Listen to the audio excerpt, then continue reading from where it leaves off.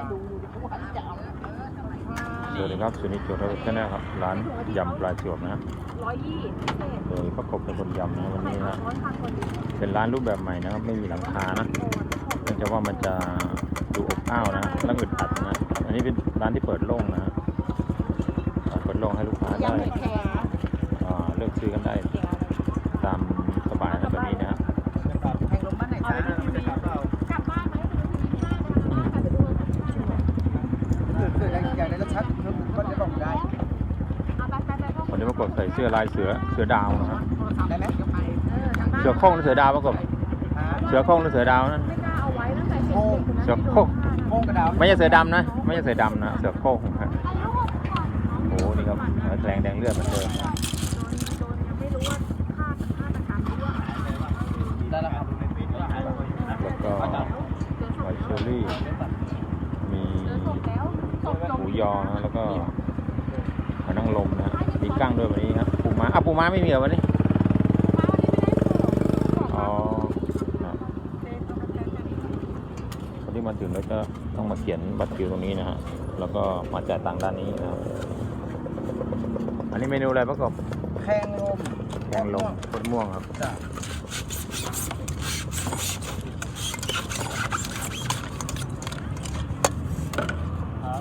แกงลมโคตรม่วง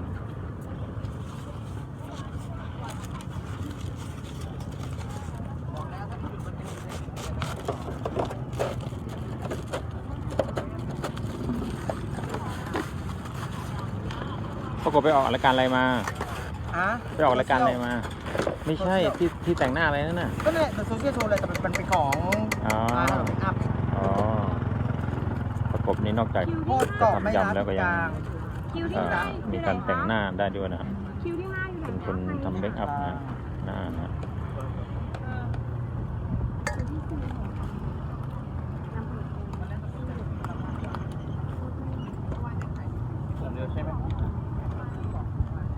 พอกลับมาก็ไม่สบายนะ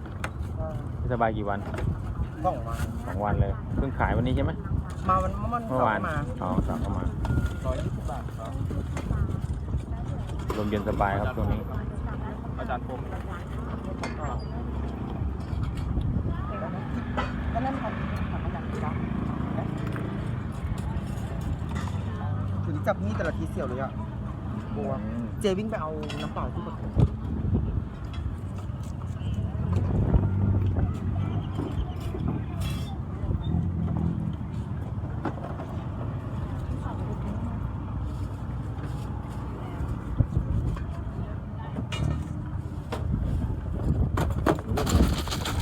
ประกอบด้วย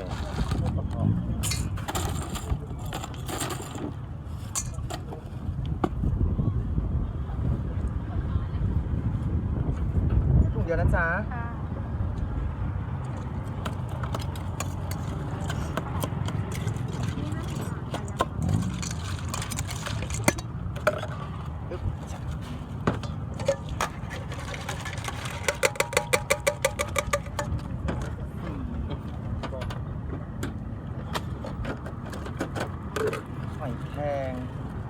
แข่งโคตรม่วงร้านตึกกลางแกงโคตรม่วงร้านตึกกลาง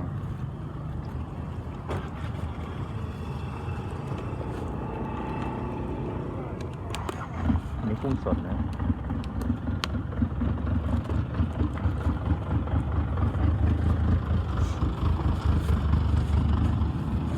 ทำไมอะคะลูกค้ามาสวัสดีค่ะคุณน้องหนูกับน้ำในการลูกค้าหน้าร้านเผ็ดกลางปลาร้าได้แทงบ้านไหนจ๊ะที่4บ้านไหนจ๊ะอยู่ไม่เอ่ย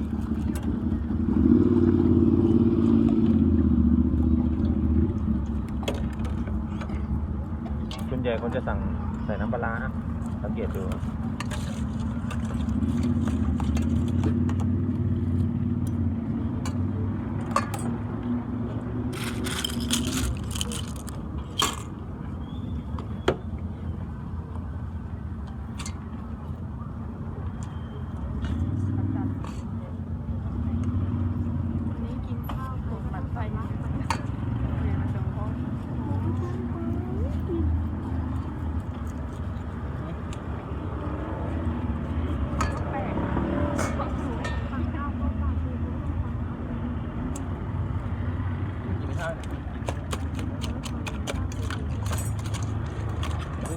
บาทอะ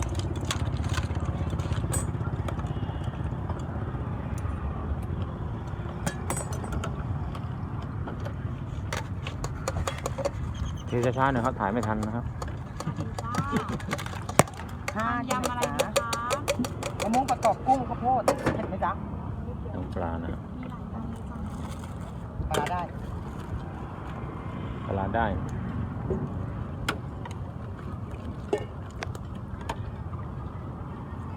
ปกติพวกกบกินไหมปลา กิน กินเหมือนกันนะ มียำปลากรอบไข่เยอะนะ ยำหอยแครงครับ พวกกบก็กินไม่กินได้ไงแกชิมอยู่ ลืม แกชิมอยู่ประจ ใช่ ำผมก็ลืมแหมนึกว่าแกไม่กิน ได้ไหม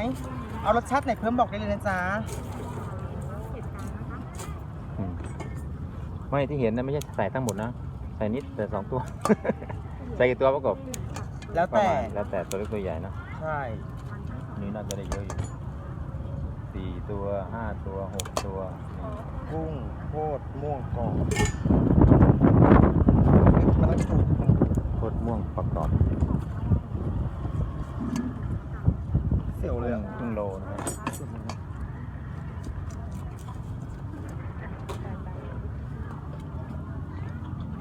โอ้ได้ข้าวโพดเยอะเนาะ มันปักมันเล็ก มันจะอร่อยตรงข้าวโพดแหละยำนะ หวาน มันจะหวานมันจะตัดความเปรี้ยวความเค็มได้นะ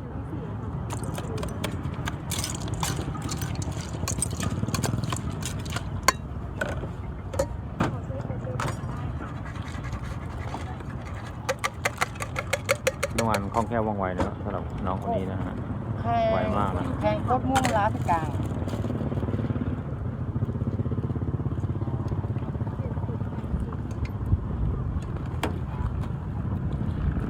แพงหอยแครงขายดีนะ ใช่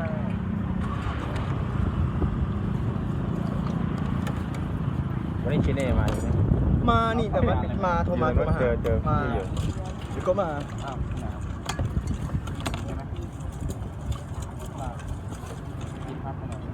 บอกเก็บค่าลิขสิทธิ์ด้วยนะ ไอพี่ชิมเหรอ ชิมเอารสชาติไหนเพิ่มบอกหนูเลยนะ บอกเก็บค่าลิขสิทธิ์ด้วยนะ หวานเลยนะ ได้จ้ะ เค็มเลยเนาะ แต่ ได้ เล่นนะ จ้ะ น้องชิเน่นะเป็นน้องใหม่มาแรงนะฮะในการทำ YouTube นะก็ช่วยกันนะส่งเสริมนะคนทำมากินนะช่วยกันเผยแพร่นะ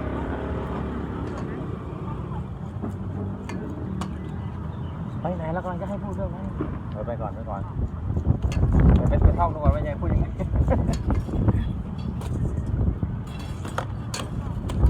ลมแรงนะเป็นเพราะอะไรอ่ะ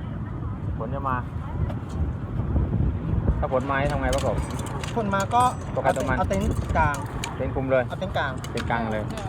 แต่เราไม่ได้เตรียมมา โทรจะบานั่น อ๋อ